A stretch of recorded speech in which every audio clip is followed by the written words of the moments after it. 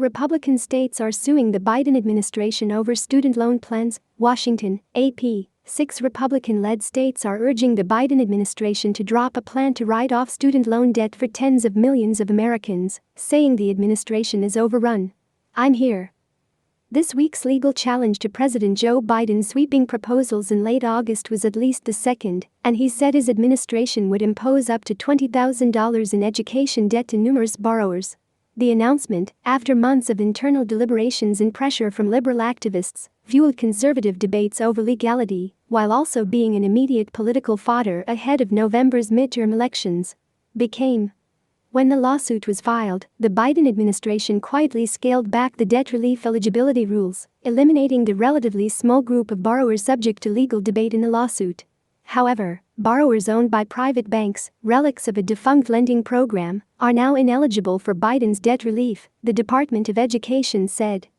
In a lawsuit filed in federal court in Missouri on Thursday, the Republican state argued that Biden's firing plan was not tailored to address the impact of the pandemic on federal student loan borrowers.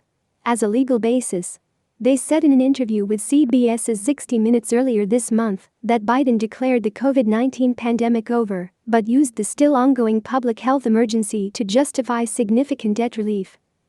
Arkansas Attorney General Leslie Rutledge, who leads the group, said in an interview, "It is plainly unfair to let hard-working Americans shoulder the debt of those who decide to go to college. It is."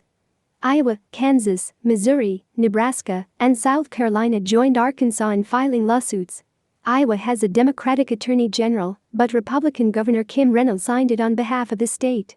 The state alleges that Missouri's loan servicers are facing a series of ongoing financial damages as a result of Biden's decision to foreclose on loans.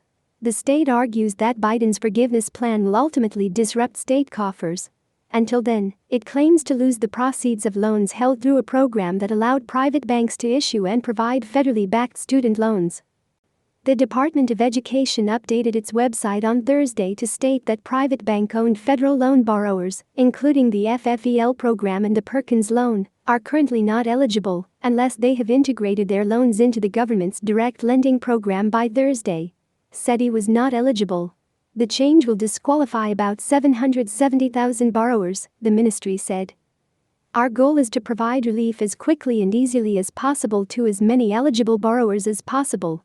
Allow private property relief in Perkins loans, the ministry said in a statement. Yet the government has long said it is confident the forgiveness program will survive challenges in court.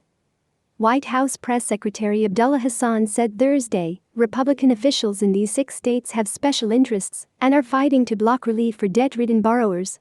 There is, he said.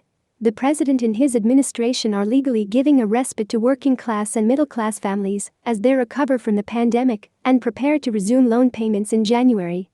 Biden's forgiveness program forgives $10,000 in student loan debt for those earning less than $125,000 or for households earning less than $250,000. Pell Grant recipients typically have higher economies needs and will receive an additional $10,000 in debt relief. The government also said it would extend the current moratorium on federal student loan repayments, which had been suspended more than 2 years ago, just before the pandemic began, through the end of the year. Conservative lawyers, Republican lawmakers and pro-business groups argued that Biden exceeded his authority by taking such drastic steps without congressional approval. Democrats battling tough re-election battles are also students because Republican officials called it an unfair government gift to the relatively wealthy at the expense of those with no higher education.